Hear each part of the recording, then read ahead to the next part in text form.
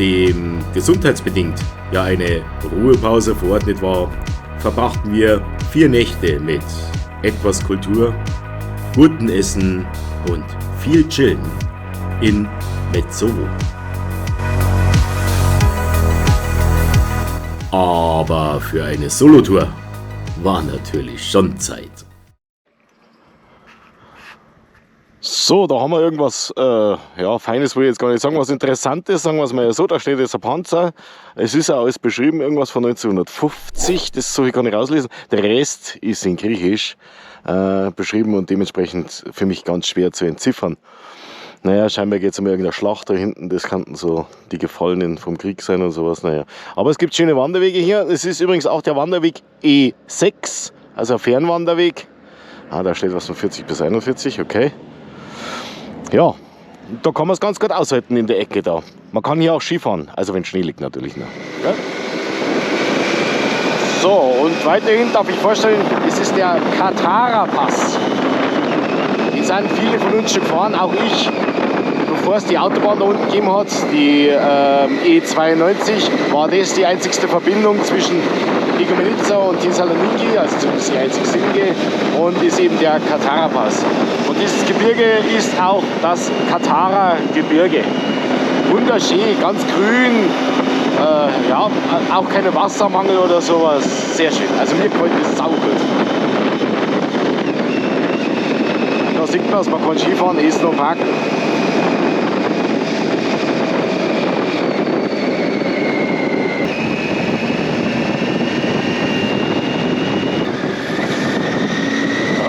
Seht ihr den? Junger Busser, da war der Schatten. Herrlich, unglaublich. Und kein Auto, nix. Da war,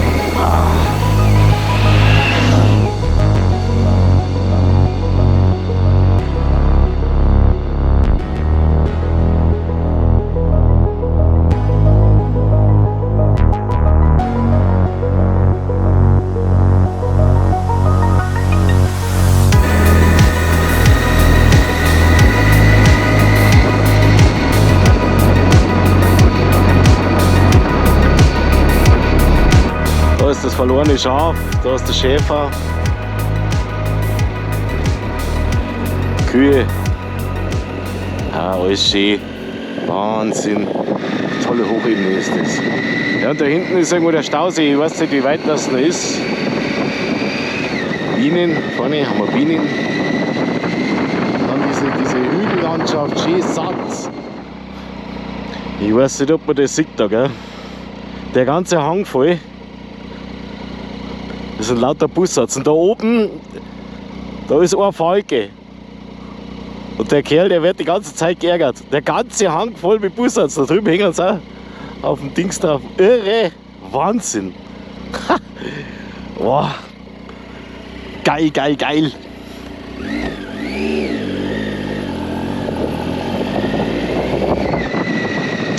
Da ist der Stausee.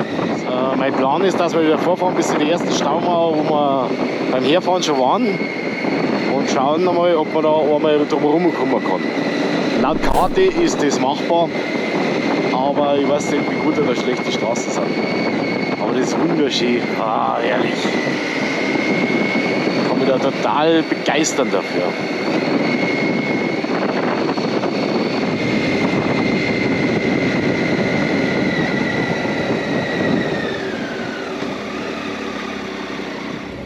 So, jetzt schauen wir, wie der Chefi ist. Der Chefi ist, ob uns die da durchlassen.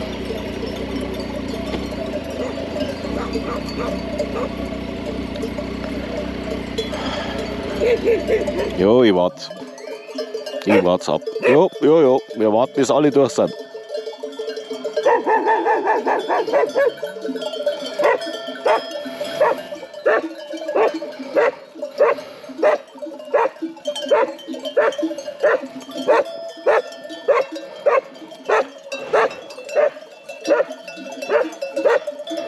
So riesen Viecher dabei. Riesen Viecher. Ja, ganz ruhig. Ganz ruhig.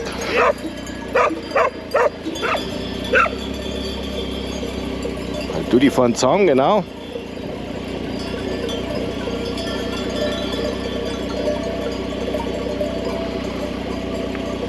Und die anderen poppen noch während dem Laufen, unglaublich. Danke. Gut, der Hund ist intelligent wie ein mancher Mensch. Ja, hat mich da jetzt durchgelotst. Gell? Habt ihr den Schäfer gesehen? Der war ja wie aus dem Bilderbuch. Ja, der haut's bloß ab. Hey.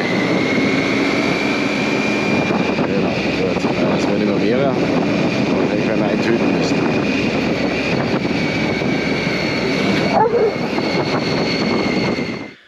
Das ist da hinten da. Ungefähr da. Das dürfte die große Staumauer sein, wo es hinten runter geht in das Tal, wo wir gestern runtergefahren sind. Und man sieht da relativ viele Autos auch rumstehen. Also relativ viel sind es vielleicht 3 bis 5, die ich gesehen habe. Die entweder hier campen oder angeln oder beides. Und es gibt hier scheinbar auch viele Plätze, wo man tatsächlich zelten darf. Zumindest habe ich das so für mich rausgefunden, weil das in meiner App ist. Genau, und das bietet sich ja an, also mit dem Wohnmobil oder mit dem Zelt, wenn man keine Sauerei nicht macht, dann denke ich, kann man ganz gut vorstellen dazu, dass man da zelteln kann. Also es sind doch ein paar andere Mopedfahrer auch unterwegs. Bin nicht ganz allein. Es gibt noch mehr Abenteurer wie mich, die irgendwie die Schnauze nicht voll kriegen von irgendwelchen einfachen Zeug. Gut, schauen wir mal, was sonst noch alles kommt.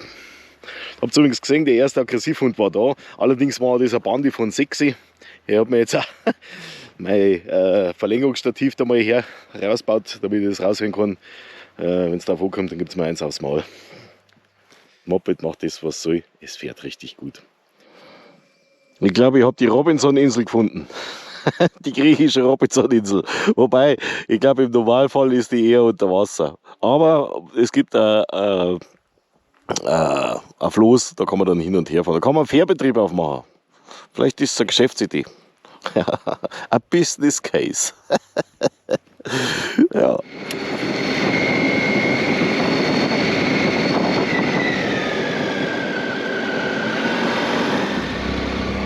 Den Platz kennst du schon.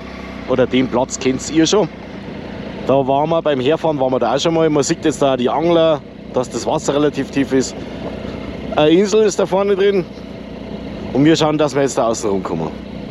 Dann geht es wieder hinten runter Richtung Metsovo. Schauen wir mal, ob wir das so machen oder ob wir es anders machen. Gut, let's go.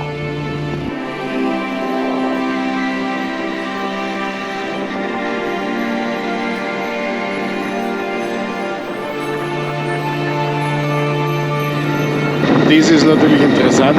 Extra für Wohnmobilker. Schöner Stellplatz. Wahnsinn, so geil.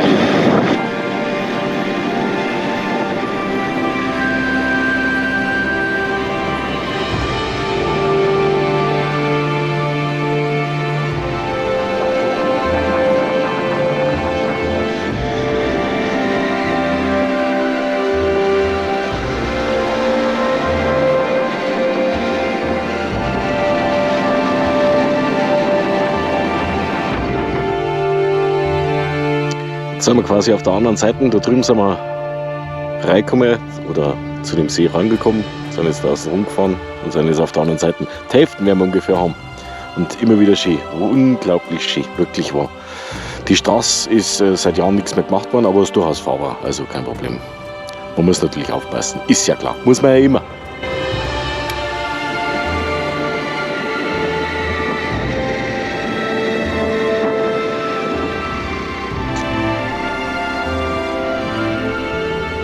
Da ist offenbar einmal der Berg runtergekommen. Aber sie haben es sauber gesichert. Passt alles, alles gut.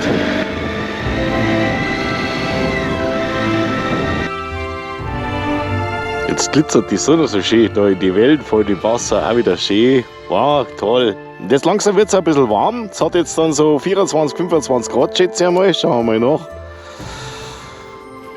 Ja. Sehen wir erst später, ha? Ah, da, 24 Grad, alles gut.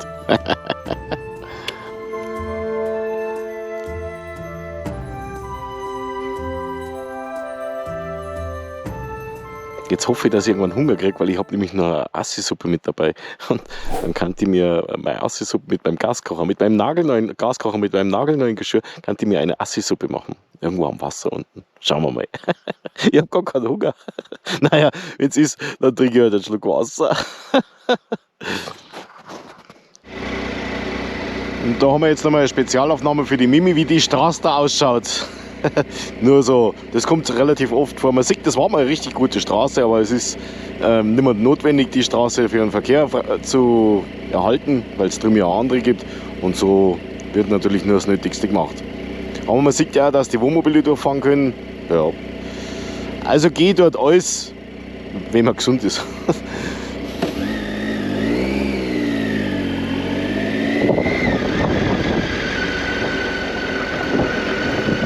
Aber es sind bis jetzt keine großen Steine dabei. Man muss immer auf die Schlaglöcher aufpassen, auch auf der Teerebene. Da sind öfters mal grobe Löcher drin. Und wenn gekiest ist, sind keine großen Steine dabei. Also das funktioniert.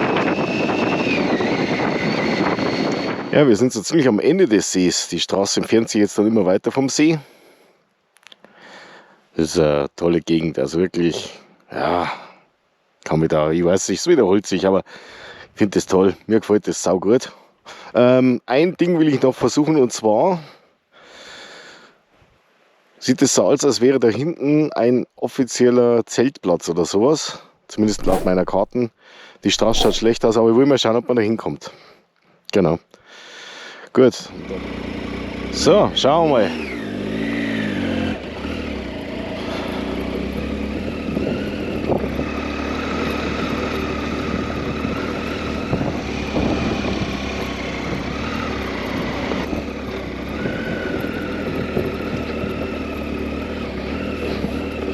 Das Schöne an der Straße ist, ich muss ja wieder rauf. Das weiß ich noch nicht, ob das geht.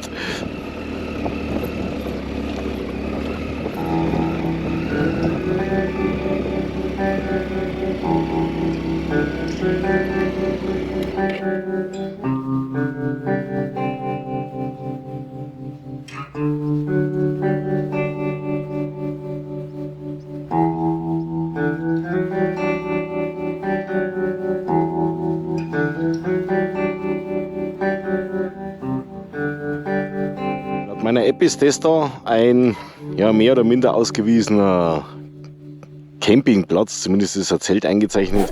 Das sieht für mich immer aus, als wäre es geduldet, wenn man hier übernachten würde. Ob das so ist, weiß ich nicht wirklich. Darunter, da kommt man meines Erachtens nur mit einer vernünftigen Enduro oder eben mit einem 4x4. Ich habe jetzt hier mal aufgehört. Da ist nochmal so ein Sattel da drin, den will ich mal sparen. Bin allein unterwegs und das Moped ist jetzt auch nicht unbedingt das, wo dafür gebaut ist, dass man über Stock und Stein fährt. Wir haben genügend vor uns, wir müssen da jetzt wieder rauf. Gut, schauen wir mal, ob das klappt. Wünscht's mir Glück, ich brauche ein bisschen Glück. Vernunft habe ich ja nicht, das habt ihr ja gesehen.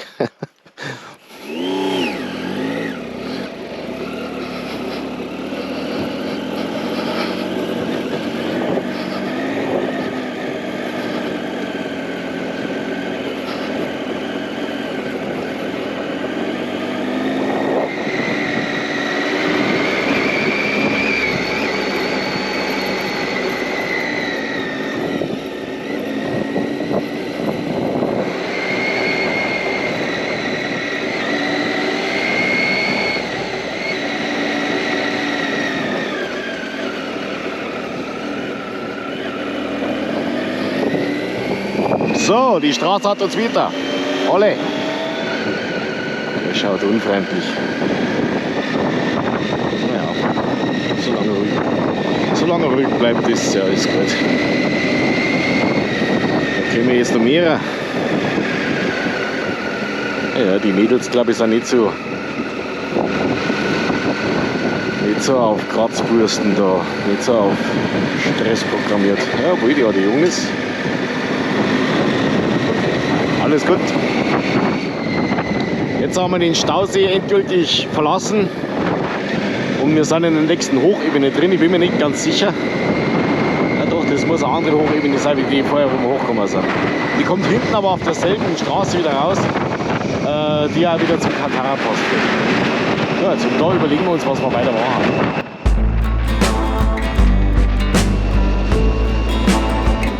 Schön, oder?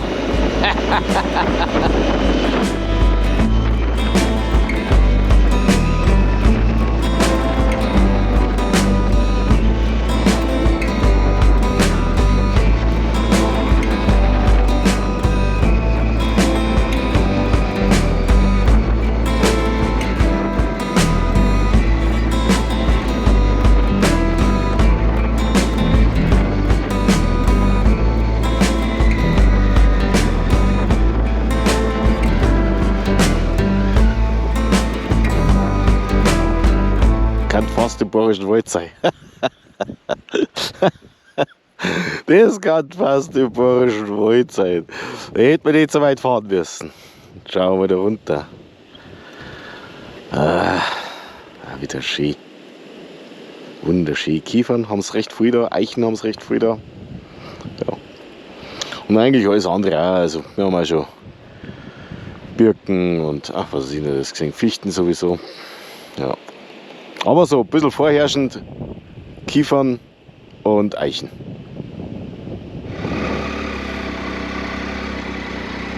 Da ist eine Warnung vor dem Bär.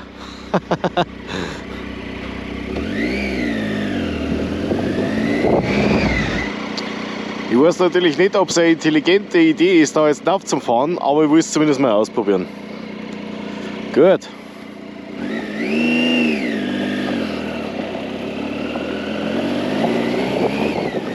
Angeblich kann man da oben auch wieder zelten, zumindest mal ab. Bis jetzt ist der Weg ganz annehmbar. Wenn da oben ist irgendeine Ortschaft oder sowas, 12 Kilometer lang, die wo hineinfahren und leben und kaufen und was will alles. Deswegen kann der gar nicht so schlecht sein. Denke ich mir zumindest. Bis jetzt passt es ja. So, die Geschichte wird spannender. Also, das von mir angestrebte Ziel ist erreicht. Da gibt es ein frisches Quellwasser, da gibt es was zum Sitzen und ich glaube, ich habe meinen Gaskocher mit dabei. Das heißt, es gibt jetzt eine Assi-Suppe. Ich habe gar keinen Hunger, mir geht es nur darum, dass ich meine Assi-Suppe habe.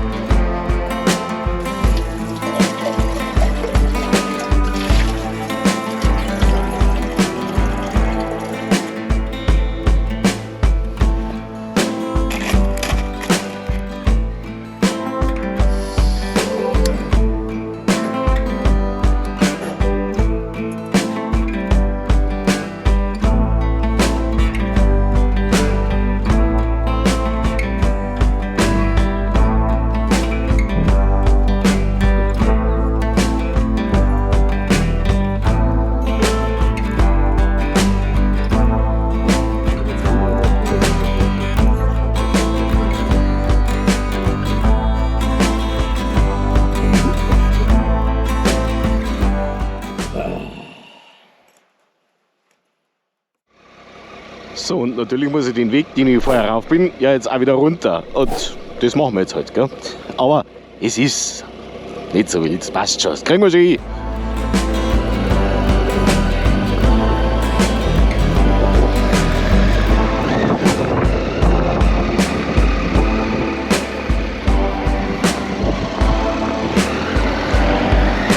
So, die Teerstraße hat uns wieder.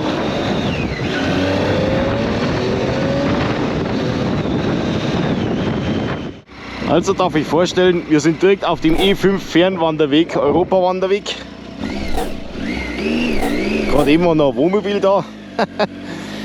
Und ja, ich will mal schnell dann aufschauen, ob man da schöne Aussicht sehen kann.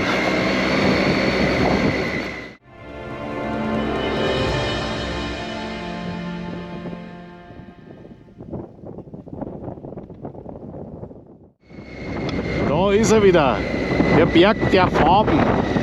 Ganz grün, bisschen grün, rot, blauer Himmel, weiße Wolken. Ja, verschiedene Grün in die BAM drin. Ja, herrlich. Jo.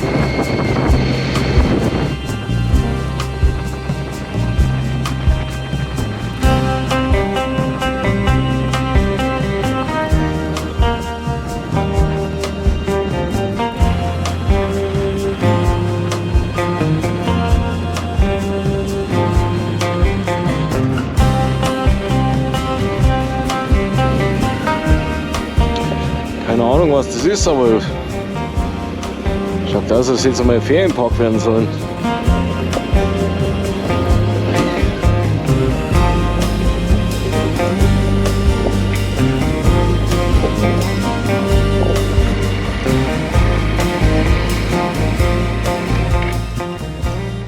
Oh, was hat man denn sieht? Ich weiß nicht, ob das ein Bussard ist. Das kann was Größeres sein. Oh, herrlich. Steht er in der Luft da oben. Oh ja, mittig über die Berg da. Schön. Von da aus sieht man dieses Metsovo nochmal schön. Das ist die Straße, die ich jetzt raufgekommen bin. Das ist der Katara-Pass, wo das laute Moped ist. Da hinten in dieses Tal bin ich rein, da ist dieser See. Und von da bin ich jetzt damit, also da hinten bin ich rein, bin um den See rum, bin dann da hinten wieder rausgekommen, habe mich da ein bisschen aufgehalten, eine ganze Zeit lang. Und bin jetzt da wieder rausgekommen und fahre jetzt noch ein Stück gegen Katara-Pass, weil ich will da nochmal hinaufschauen, da wo diese Skigebiete sind, vielleicht kann man da was Schönes sehen. Und dann geht es wieder runter nach Metsovo. Metsovo, nochmal, das da.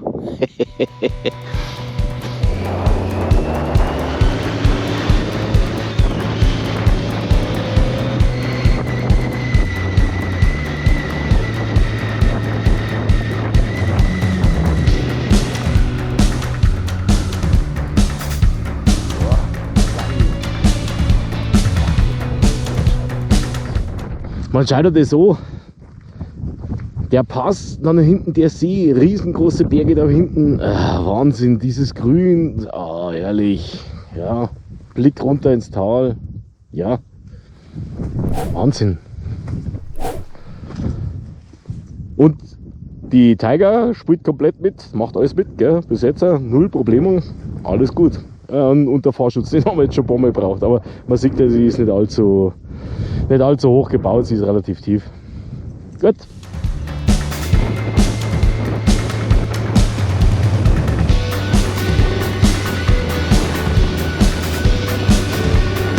Das ist auch wieder so ein Bild, Wahnsinn. Geil. Diesen komischen Mazda wollte ich euch nur zeigen. Den habe ich jetzt schon ein paar Mal da rumstehen sehen. Also nicht bloß den, sondern auch andere. Und ich finde den irgendwie geil.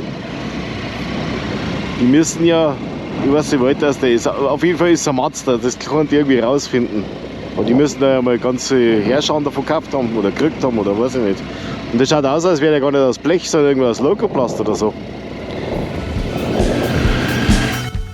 Ja, das war die Solotour rund um den Ahaus-Stausee und um den Katara-Pass. Ach ja, und falls jemand einen Windschutz für ein GoPro Media Mod verkauft, na, ich hätte Interesse.